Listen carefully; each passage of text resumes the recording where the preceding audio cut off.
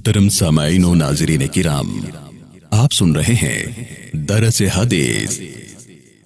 مؤلف ہیں فضیلت الشیخ حضرت مولانا حافظ فضل الرحیم اشرفی صاحب حفظہ اللہ تعالی، محتمم و رئیس جامعہ اشرفیہ لاہور پاکستان۔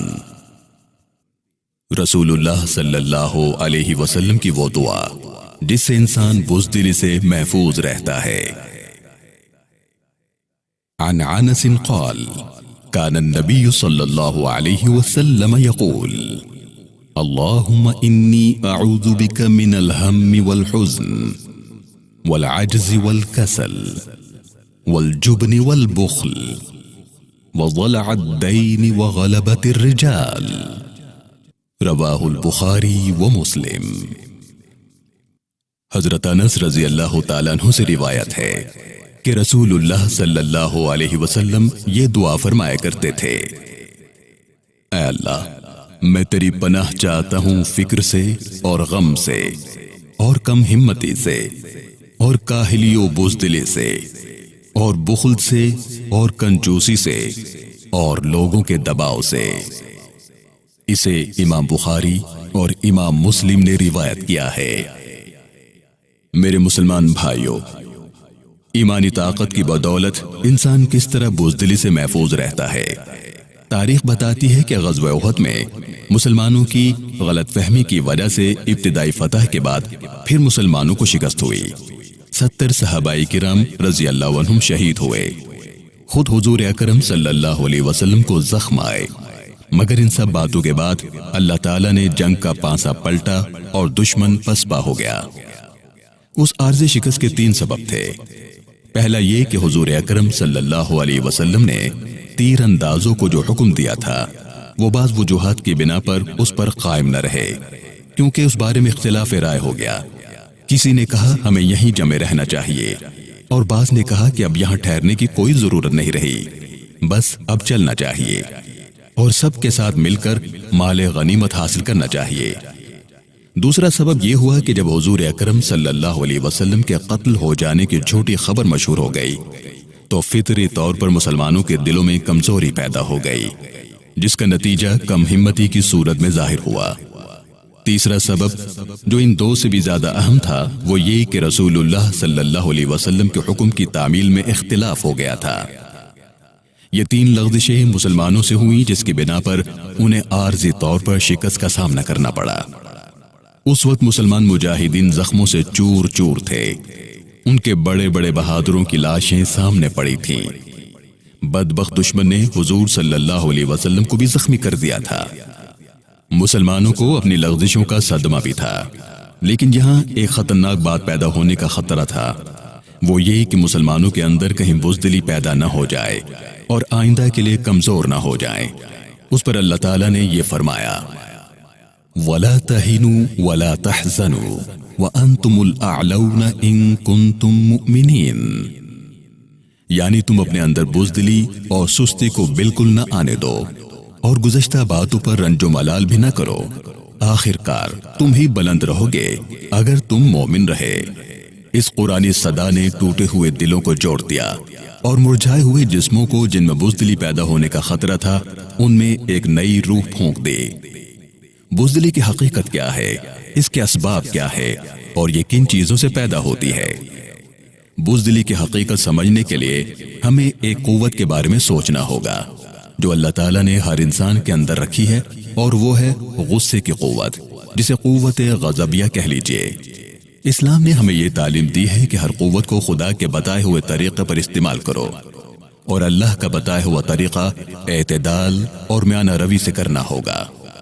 اگر غصے کی قوت کا استعمال ہر جگہ انسان اپنی مرضی سے کرے تو پھر ایک انسان اچھے بھلے معاشرے میں بے چینی پیدا کر دیتا ہے، اہل معاشرہ کی زندگیوں سے سکون رخصت ہو جاتا ہے۔ دوسری طرف وہ شخص دنیا اور آخرت میں اپنے لیے سزاؤں کے انبار لگا لیتا ہے۔ چنانچہ قرآن حکیم میں سورہ آل عمران میں اللہ رب العالمین ارشاد فرماتا ہے: وَالْكَاظِمِينَ الْغَيْظَ وَالْعَافِينَ عَنِ النَّاسِ، یعنی جو لوگ اللہ کے محبوب ہیں ان کے بارے میں فرمایا کہ وہ غصے پر قابو رکھنے والے اور غصے کی آگ کو بجھانے والے اور لوگوں سے درگزر کرنے والے ہیں، اور یہی لوگ اللہ کو پسند ہیں۔ میرے پیارے بھائیوں، واقعی یہ مومن کی شان ہے، لیکن اگر غصے کی قوت کو بالکل ختم کر دیا جائے تو پھر انسان مایوس، کم ہمت اور بزدل ہو جاتا ہے۔ اسی سے بزدلی کی حقیقت سمجھ میں آتی ہے۔ بزدلی انسان کے اندر کیوں پیدا ہوتی ہے؟ جب ہم اس کے اسباب پر غور کرتے ہیں تو ہمارے سامنے مختلف اسباب آتے ہیں، جن میں احساس کمتری، معاشرتی کمزوری، جہالت، خوف اور حرص و لالچ وغیرہ شامل ہیں۔ ان میں سے ایک اہم چیز اور نظر آتی ہے جو انسان کو بزدل بناتی ہے، اور وہ ہے فرسٹریشن یا ناکامی۔ دیکھیے، زندگی کے ہر قدم پر رکاوٹیں ہیں۔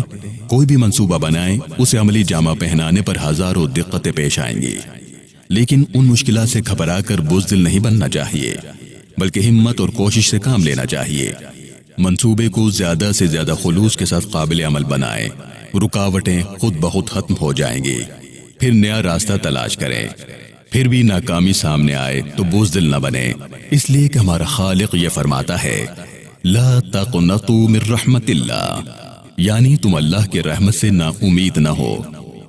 جب انسان اپنی خواہشات اور اپنی مرضی پوری نہ ہوتے ہوئے دیکھے تو اس وقت یہ بات پیش نظر رہے کہ جب بھی آپ کو ناکامی کی ایسی صورت پیش آئے تو آپ فوراً اپنے بیہیویئر ان فرسٹریشن یعنی ناکامی کے جذباتی کردار کو چیک کریں۔ اگر وہاں اگریشن یا غصہ یا دست درازی کی کوئی بھی صورت ہے تو اس پر قابو رکھا جائے۔ دیکھیے، جناب حضرت علی رضی اللہ تعالیٰ عنہ جنگ کے میدان میں ہے، مسلح اور دشمن کے سینے پر سوار ہے۔ قریب ہے کہ نیزہ اس کے سینے سے پار کر دیں کہ دشمن آپ کے مبارک چہرے پر تھوک دیتا ہے، آپ فوراً اسے چھوڑ دیتے ہیں۔ دشمن حیران ہو کر سوال کرتا ہے کہ اے علی، اب تو نے کیوں چھوڑا؟ اب تو مجھے ضرور مار دینا چاہیے تھا۔ حضرت سیدنا علی رضی اللہ تعالیٰ عنہ کے جواب پر غور فرمائیے۔ فرماتے ہیں، پہلے میں نے تجھے اللہ کے حکم پر عمل کرتے ہوئے قتل کرنا تھا، لیکن اب اگر میں تجھے قتل کرتا تو شاید اپنے نفس کے غصے کی وجہ سے قتل کرتا۔ معلوم ہوا کہ انسان محض اپنے غیظ و غضب کو تسکین پہنچانے کے لیے انتقامی کارروائی کرے تو وہ بزدلی ہے، بہادری نہیں۔ لیکن اگر بندوں کے حقوق کا مسئلہ ہو، حقوق اللہ کا مسئلہ پیش آ جائے، وہاں انسان رشوت کی وجہ سے، کسی اعلیٰ افسر کی خوشی کی خاطر یا کسی کے خوف کی وجہ سے دب جائے تو اب یہ بھی بزدلی ہوگی۔ ایسی بزدلی کے پیدا ہونے کی وجہ سے انسان میں سب سے بڑی جو خرابی پیدا ہوتی ہے وہ یہ کہ اس میں قوت فیصلہ ختم ہو جاتی ہے۔ ایسا انسان زندگی بھر ڈے ڈریمنگ یا امیجنیشن جیسی بیماریوں میں مبتلا ہو جاتا ہے، جنہیں خالص نفسیاتی بیماریاں کہنا چاہیے، اور یہ اس انسان نے خود اپنے اندر پیدا کی ہوتی ہیں۔ اس کا علاج اللہ تعالیٰ نے واضح الفاظ میں کچھ یوں بیان فرمایا ہے، وَأَنْتُمُ الْأَعْلَوْنَ إِن كُنتُم مُؤْمِنِينَ، اور تم ہی بلند رہو گے اگر ایماندار ہوگے۔